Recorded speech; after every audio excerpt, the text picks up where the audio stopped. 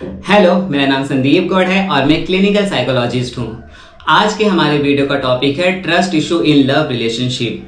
आपको पता होगा कि आजकल लव रिलेशनशिप कितने ज्यादा कॉम्प्लिकेटेड होते जा रहे हैं और उसमें कितने ज्यादा डिस्प्यूट, लड़ाई झगड़े और मार पिटाई होती जा रही है। उसका सबसे important one of the reason होता है ट्रस्ट, एक दूसरे पे ट्रस्ट करना। उससे रिलेटेड कुछ इंपॉर्टेंट बातें मैं आज आपको इस वीडियो के जरिए बताने जा रहा हूं। तो वीडियो पसंद आए तो प्लीज इसे लाइक करिएगा, शेयर करिएगा और मेरे चैनल को सब्सक्राइब करिएगा। सबसे पहले हम जानते हैं ट्रस्ट क्या होता है। हर एक इंसान के एक पर्सनालिटी होती है, वो कैसा रहता है, कैसा सोचता है, कैसा देखता है खुद को, वो उसी निगाह से दूसरों को भी देखता है। तो अगर आप पहले किसी और पे अगर आप सोचते हो कि कोई आप पे कंप्लीटली ट्रस्ट करे तो आपको भी उस पे कंप्लीटली ट्रस्ट करना पड़ेगा। अगर आप ये सोचते रहोगे अपने माइंड में कि मेरी जो पार्टनर है या मेरा जो पार्टनर है वो किसी के साथ चीट कर रहा है, तो ये कहीं ना कहीं हो सकता है कि आप भी उसके साथ चीट कर रहे हो, क्योंकि जो इंसान जैसा होता है दूसरों को वैसा ही देखता है और वो वैसा ही देखना चाहता है। तो सबसे पहले आप खुद को उस काबिल बनाइए कि आपके ऊपर कोई बहुत ही अच्छी तरह से और पूरी तरह से ट्रस्ट कर सके, ताकि आप भी उस पर ट्रस्ट कर सके। तो सबसे इंपॉर्टेंट रीजन होता है ट्रस्ट इशू का ये होता है कि इंसान खुद को नहीं देखता, वो सामने वाले को देखता है कि तूने उससे क्यों बात की, या तूने उसको मैसेज क्यों किया, या तूने उसको हाय बाय क्यों किया, या तू कहां थी या तू कहां था। तो सबसे पहले खुद पे ट्रस्ट करिए, खुद को उसके काबिल बनाइए कि आप अपने आप पे ट्रस्ट कर सकते हैं कि आपका पार्टनर आपके लिए बहुत ही ज्यादा लॉयल है, तो ही आप अपने पार्टनर को ब्लेम करें। तो अगर आप खुद अपने पार्टनर के लिए टोटली लॉयल हैं, आप उसके अलावा किसी और को उस निगाह से नहीं देखते या किसी और को एक फ्रेंड मानते हो और अपने पार्टनर को ही अपने जिंदगी का लाइफ पार्टनर मानते हो, तो फिर आप उसके ऊपर एलिगेशन लगा सकते हो, इल्जाम लगा सकते हो। लेकिन बिना आप खुद को रूल को फॉलो किए आप अपने पार्टनर को इल्जाम नहीं लगा सकते कि तूने उससे क्यों बात की। तो आप भी हो ना कि आपने उससे क्यों, किसी और से क्यों बात की। तो सबसे इंपॉर्टेंट रीजन होता है जेलिसी। जेलिसी क्या होता है कि जब दो इंसान किसी लव रिलेशनशिप में हैं, तो अगर किसी ने किसी और से बात की और अगर कोई और उससे ज्यादा अट्रैक्टिव है तो उसको जेलिसी होती है कि ये मेरे अलावा उससे क्यों बात कर रही है, क्यों बात कर रहा है। ये लड़का हो या लड़की हो, कोई भी जेंडर हो सकता है, इसमें जेंडर का कोई भी लेना देना ही नहीं है।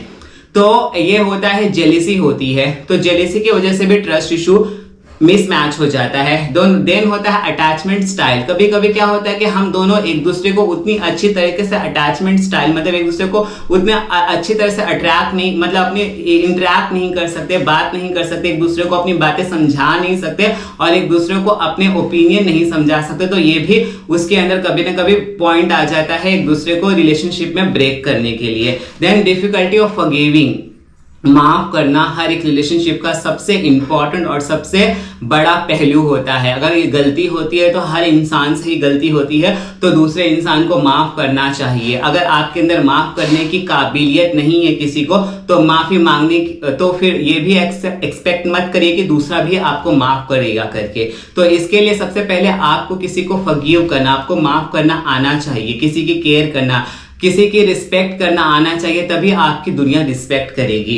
देन बिहेवियर होता है, आपका बिहेवियर हमेशा काम होना चाहिए, यानी कि एग्रेसिव होना चाहिए, अब्यूसिंग होना चाहिए, फिजिकली वायलेंट होना चाहिए। ये सारी चीजें कभी भी कोई भी रिलेशनशिप को हैंडल नहीं कर सकती। देन इंटीमेट रिलेशनशिप भी आजकल बहुत ही ज्यादा इंपॉर्टेंट हो गया है सबके लिए। तो कभी कभी क्या होता है, किसी के सेक्सुअल डिजायर डिफरेंट होते हैं और उसके पार्टनर के सेक्सुअल डिजायर डिफरेंट होते हैं, तो उसके अंदर भी मिसमैचिंग की वजह से ट्रस्ट इशू हो जाता है। देन अवॉइडेंट बिहेवियर, कभी कभी कोई एक पार्टनर बहुत ही ज्यादा अवॉइड बिहेवियर करता है। लाइक अगर किसी ने एक पार्टनर ने दूसरे पार्टनर को बोला कि तुझे ऐसा करना चाहिए, तो वो अवॉइड करता है उस बातों को, निग्लेक्ट करता है, उस बातों को अनसुना करता है। अवॉइडेंट कमिटमेंट, अगर किसी ने बोला कि आपको यहाँ पे आना है 4 बजे, तो वो कमिटमेंट को भूल जाता है किसी और रीजन को, जैसे किसी फ्रेंड के साथ घूमने के चक्कर में या कहीं जाने के चक्कर में। तो कमिटमेंट भी अवॉइड करने की वजह से भी ट्रस्ट इशू एक दूसरे के ऊपर होते हैं। देन फियर ऑफ बिट्रेड, धोखा देना कि हाँ ये मुझे धोखा देगी, हाँ ये मुझे धोखा देगा। क्यों देगी?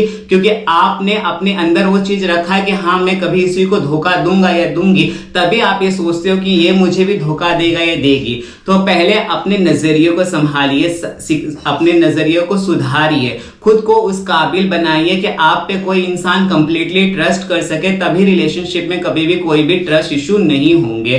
तो तो एक दूसरे को अगर आपको रिलेशनशिप को आगे बढ़ाना है तो सबसे पहले होता है कि एक दूसरे की रिस्पेक्ट करना।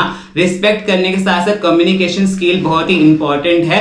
देन हर एक रिलेशनशिप में होता है फॉरगिविंग। आपको हर एक गलतियों को माफ करना चाहिए, एक दूसरे को समझना चाहिए, तो कोई भी रिलेशनशिप में ट्रस्ट इशू नहीं आएगा। आई होप मैंने आपको इस वीडियो में रिलेशनशिप से रिलेटेड कुछ इंपॉर्टेंट बातें बताई हो। तो आपको वीडियो पसंद आए तो प्लीज इसे लाइक करिएगा, शेयर करिएगा और मेरे चैनल को सब्सक्राइब करिएगा। Thank you.